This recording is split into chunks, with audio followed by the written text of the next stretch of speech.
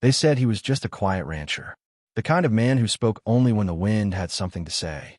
Folks in town saw him ride in once a month for supplies, nod politely, tip his hat, and disappear with nothing but dust behind him. No one really knew where he came from, and no one dared to ask what haunted his eyes when he watched the sun set behind the hills. What they didn't know, what no one knew, was that buried deep in those calloused hands was a history so noble it would have brought the toughest outlaw to tears. Years ago, when the territory was still wild and justice wore a crooked badge, children were left behind by the sins of others. Orphaned by war, by revenge, by silence. This man, the silent one, opened his ranch not to ranch hands, but to them. He gave them no last names, no questions, no pity. Only work, food, and safety. He never spoke of it, never asked for thanks, never told anyone what he was doing. He simply raised them the way the land raises a tree, slow, strong, and unseen. The town didn't care much for orphans. They were shadows in alleyways, ghosts behind barrels. But on his land, they became riders, builders, protectors. Still, he said nothing. Even when one died in the blizzard, even when another saved his life from a rattler bite, he buried his grief in the soil and kept moving. He built fences with his silence. He built a legacy without saying a word. Until one day, when a gang of bounty killers rode into town looking for land, no badge nor sheriff would stop them. They wanted his ranch, and they came armed with threats and fire. But before the first torch was thrown, a group of young men appeared, weathered faces, steady hands, eyes that had once known abandonment. These were no hired guns. These were sons, not by blood, but by something deeper. They circled the ranch like a living shield, and only then did the town start asking, who were they, and why would they risk their lives for a man who never spoke a word? What followed that night wasn't just a fight. It was a revelation, and for the first time in decades, the quiet rancher sat down by the fire and told a story, their story. Not of blood and bullets, but of second chances and silent love. And from that moment on, no one in town ever looked at him the same way again. The ranch had always been a place of silence. Not the uncomfortable kind, but the kind that healed wounds too deep for words. Long before the fences were set and the cattle roamed freely, the land had been barren and wild, much like the children he would one day welcome. He never planned to become a guardian. He never set out to raise boys abandoned by war or girls forgotten by tragedy. But one bitter winter, a child showed up at his gate. No shoes, no name, just hunger in his eyes and frost on his skin. The man didn't ask where he came from. He simply wrapped him in a blanket and handed him a bowl of stew. That was the beginning. The word spread, not in town, but across the wind, through the mouths of drifters and broken men. One by one, the children came. Some rode on wagons. Others walked through snow. All of them carried something shattered inside. And every time, he did the same. He opened the barn, gave them work, taught them to ride, to build, to plant. He gave them rules, but never reasons. Discipline, but never demands. And through that quiet routine, he gave them what the world had stolen, dignity. The ranch grew, not in size, but in spirit. It became a home without walls, a chapel without sermons. There was no laughter at first, just the sound of hammers and hooves. But over time, the silence was broken by trust. Around the campfire, under starlit skies, the children learned to speak again. They shared memories no child should carry, and slowly, they began to heal. But the man, he remained silent.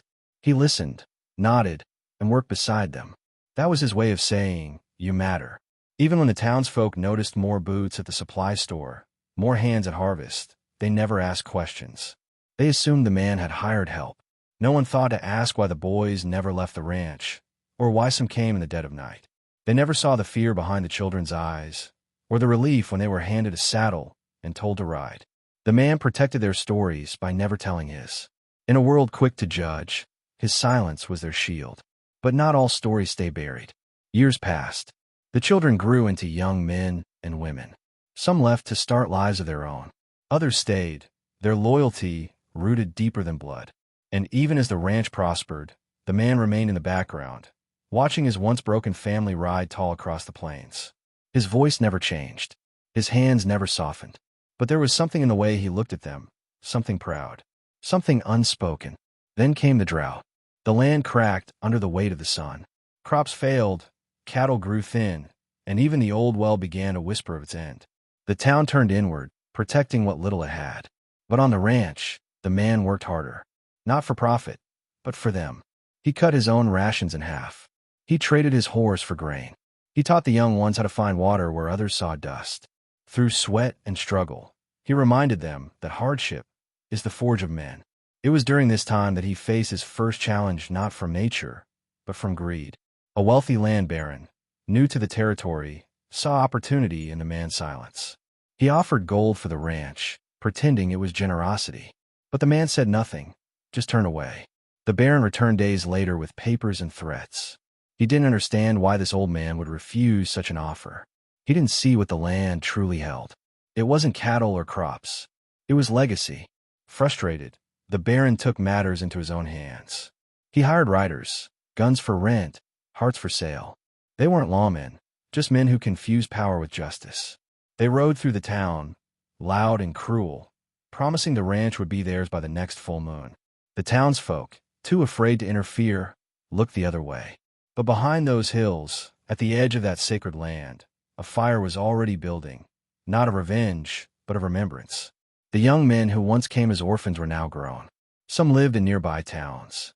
Others worked distant cattle trails. But when the message reached them that their home, his home, was under threat, they rode like the wind. From all corners of the frontier, they returned. Not because they owed a debt, but because they carried his silence in their bones. Each one had his own reason, but all carried the same fire in their eyes. When they arrived, the man didn't speak. He just looked at them, one by one. They nodded. That was enough. No words, no plans, no grand speeches. Just the tightening of saddles, the checking of rifles, the quiet sharpening of resolve. The ranch was no fortress, but it didn't need to be, because what it held was sacred. And some things are worth protecting not with law, but with love. The night before the confrontation, the ranch was quieter than usual. No laughter, no firelight songs, just the rhythmic sound of horses chewing hay and the creak of leather as men sat still in the dark. The air held a weight, but not of fear, of memory. These weren't soldiers. They were sons of hardship, brothers by circumstance. Each man there had once stood in that barn trembling with hunger or grief. And now, they stood tall, not because they were trained, but because they were loved, even if that love had never been spoken aloud. The quiet rancher sat apart, near the corral, oiling his rifle by moonlight. His hands, weathered like bark, moved with the same patience he had taught those boys to live by. One of them approached, Tommy, who had once been found curled up beside a river, too weak to walk. Now he stood strong, the weight of a revolver on his hip and scars on his knuckles that told of fights won and fears conquered. He sat beside the man and said only 3 words, "We're with you." The man didn't answer, but he didn't need to. His nod said everything. When the riders came at dawn, the town stayed still. Curtains drawn, doors bolted. The hired guns expected easy ground, a tired old man and a few farm hands. What they found were 30 men lying shoulder to shoulder, each one steady, eyes fixed, hearts calm. The land baron, watching from his carriage, laughed. "You brought boys," he said. But one look into those boys' eyes, and even the boldest gunman hesitated. They weren't just protecting land. They were defending the man who had saved their souls. Shots were never fired. Not that morning. Because as the riders approached, something changed. One of them, a young drifter from Cheyenne, recognized one of the men on the line. "Weren't you that orphan who vanished after the fire?" he asked, lowering his weapon. Another one said, "I heard about this ranch. Heard it took in kids no one wanted." And just like that, the weight shifted. Not a surrender, but an awakening. Even the hired guns could see it. This place wasn't just a patch of dirt. It was sacred ground. The land baron cursed, but it was too late. His men turned their horses, and he, furious and red-faced, spat threats as he rode off. The rancher didn't flinch, didn't speak. He simply walked back to the barn, picked up a hammer, and went back to work. But something had shifted in town after that day. Whispers grew into questions. Curiosity replaced indifference. And the people began to wonder, who was this man, really? What had he done to earn such loyalty? For weeks after the standoff, the townsfolk came in trickles.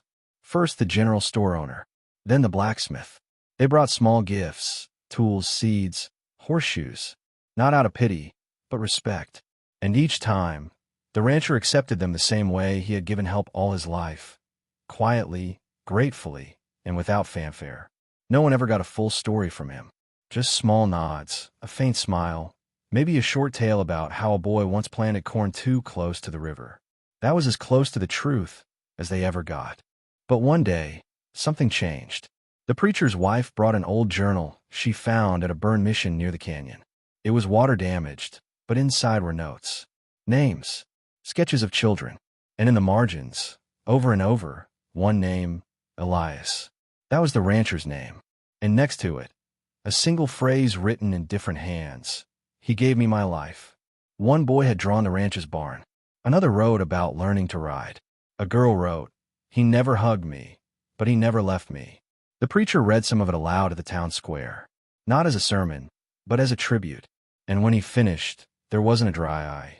Even the sheriff, once too proud to admit he'd looked down on orphans, stood in silence. They didn't just see Elias as a man anymore. They saw him as something rarer, a quiet builder of futures, a guardian who asked for nothing and gave everything. And the shame of their past indifference settled like dust on their boots.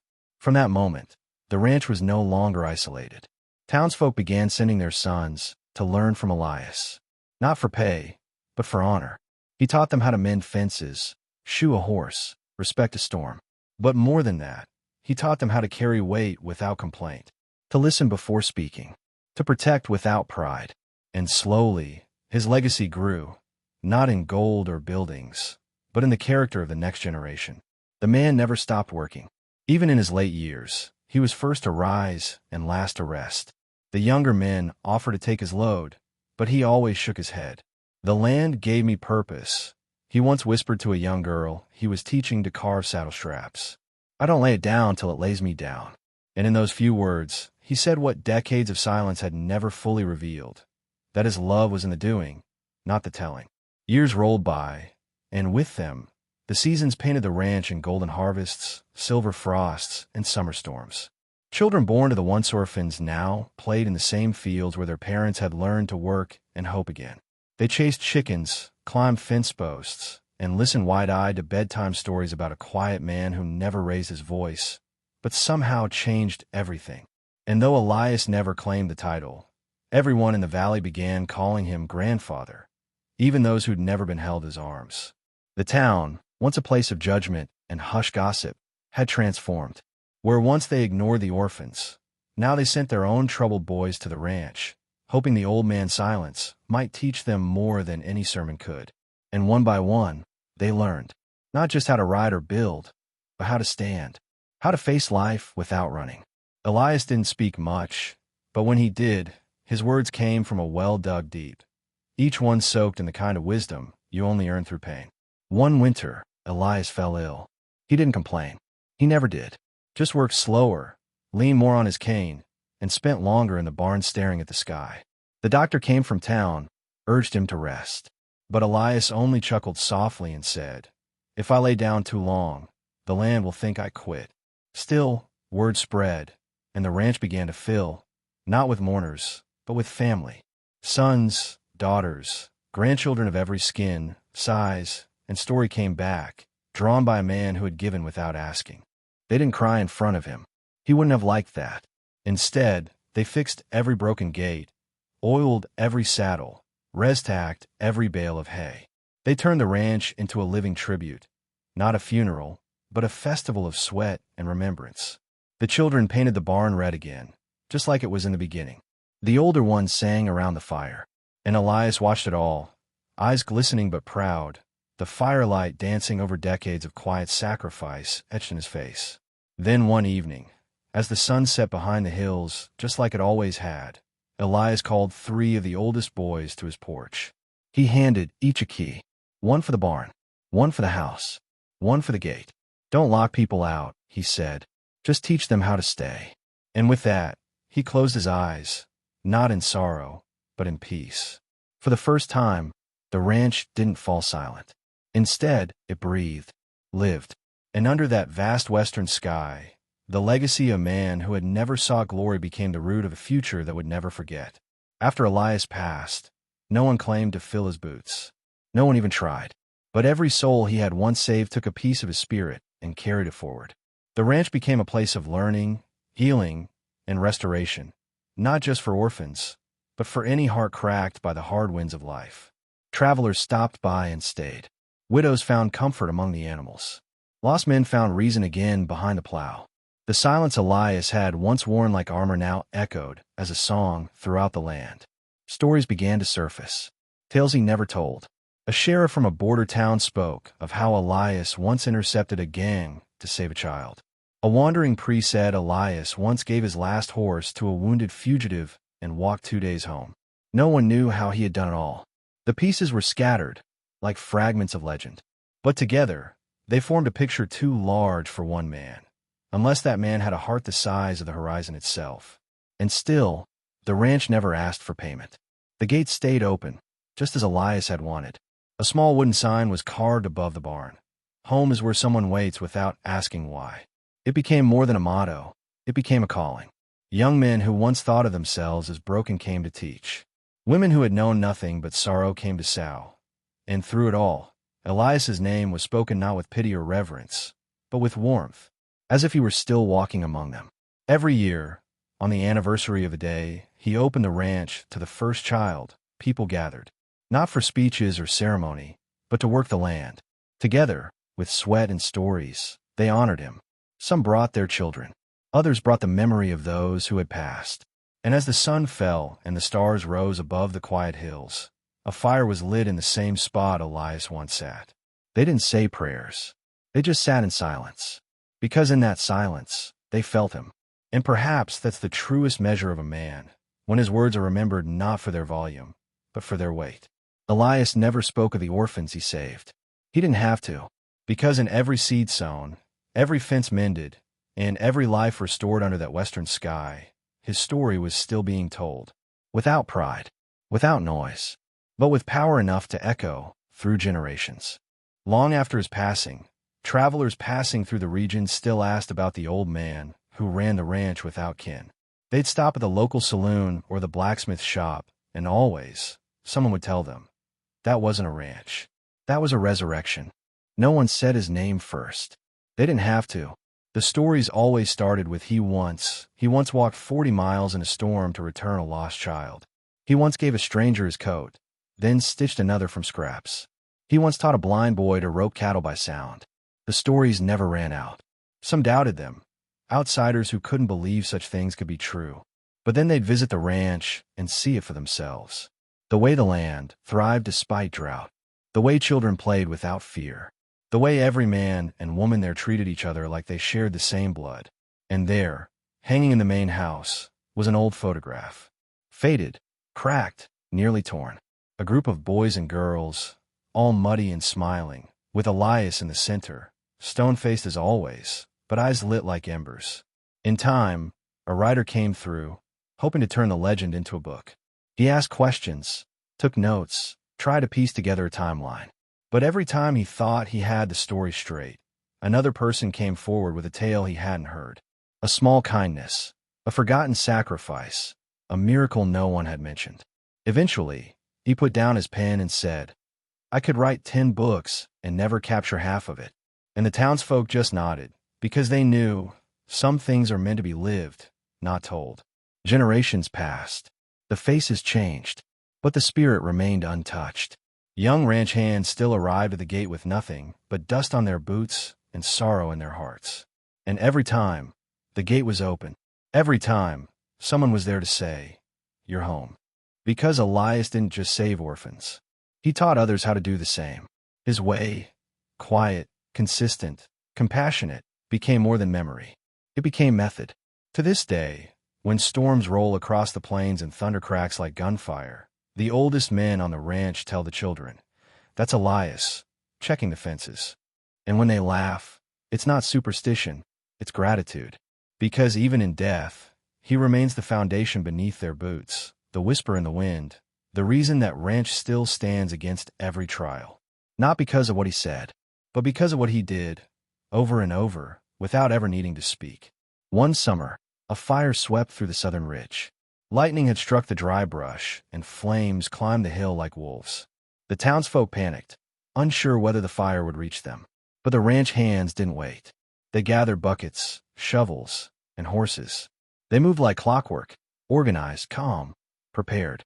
And when one boy asked how they knew what to do, a gray-haired man replied, "Elias taught us to plan for storms, even on sunny days." They dug fire lines, herded livestock to safer ground, soaked the barns and outposts.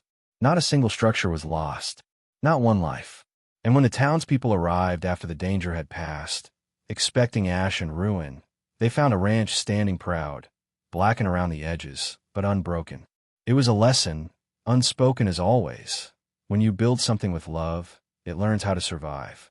Inspired by the miracle, the town held a gathering, unlike anything they'd ever done before. Old and young, poor and wealthy, all met at the ranch. They brought candles, letters, and hand-carved gifts, not for mourning, but for thanks. And though the man was long gone, they spoke as if he were there. Stories were told, hands were shaken, and fences were mended, both literal and otherwise. That night, one of the oldest men in the valley stood before the crowd. He had once been a wild boy, too angry to be saved, too proud to ask for help. Elias had taken him in any way. "He never told me I was wrong," the man said, voice shaking. "He just showed me how to be right." No one clapped. No one needed to. They simply stood in silence, letting the truth of those words settle over them like dust on leather. When dawn came, the valley looked the same, but it felt different, as if the earth itself remembered Elias and continued to honor him. Birds returned to sing above the porch. Children's laughter echoed near the well, and the barn, painted a deep red once more, stood like a monument, not to a man, but to a way of living. Quiet, strong, faithful. And though the world beyond the ranch kept changing, here, beneath the old sky, Elias's legacy rode on, steady as the wind. Years later, the government sent surveyors to mark new roads through the valley.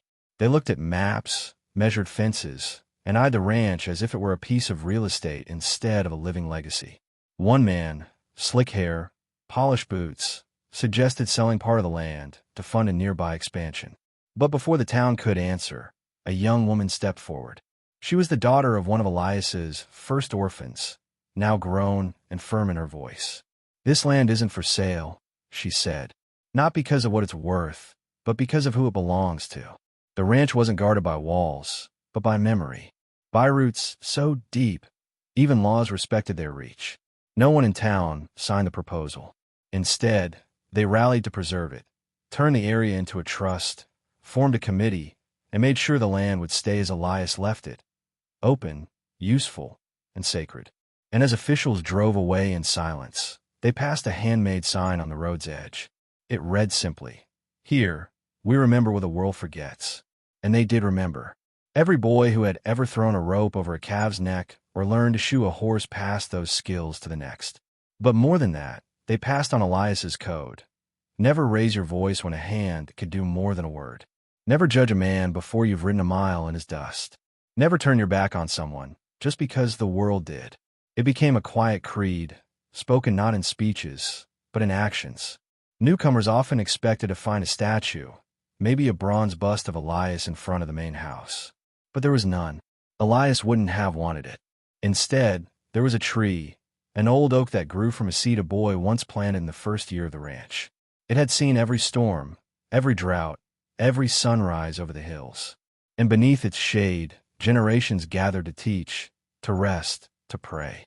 That tree was the statue, alive, growing, and rooted in truth. And under that same tree, sometimes late at night, the wind would blow in a way that made the porch creak and the weather vane whistle. The elders said it was just the wind. But others, especially those who'd been saved, said it was Elias. Not haunting, not lingering, just watching. Making sure the gates stayed open. Making sure the barn never closed to those who needed it most. And somehow, in their bones, they knew he was still there, somewhere between the stars and the soil. One spring, a young boy showed up at the ranch gate. No one knew his name, and he wouldn't speak.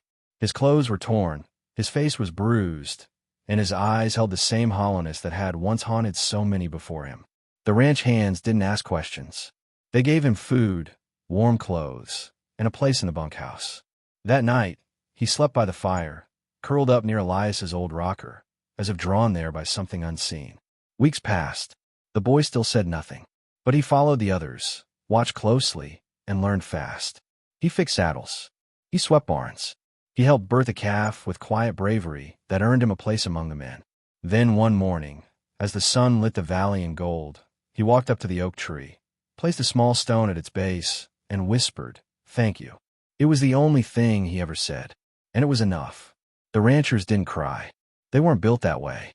But something in their hearts stirred, because they knew Elias's work was still happening. Even without him, the roots were growing. The silence was teaching. The land was healing. That boy, nameless to most, became another link in a chain forged not by blood, but by belonging. And in him, Elias lived again, quiet, determined, and unshakably kind. Time carried forward like a slow river. And yet, nothing faded. The stories didn't rot like old wood. They ripened like wine. Even children who never met Elias felt like they had. Because his way, his strength, was passed through calloused hands, tired eyes, and hearts stitched back together with care. He had built a world where people could rise again, even after the world had tried to bury them. And so the ranch endures. Horses still run at dusk. Boots still thud on barn floors. And the oak still grows, reaching skyward like a prayer. Travelers pass and wonder. Children laugh and grow strong. And somewhere in that whispering wind that moves through the wheat fields and over the hills, the old man's silence speaks louder than any words ever could. Because in the West, there are stories.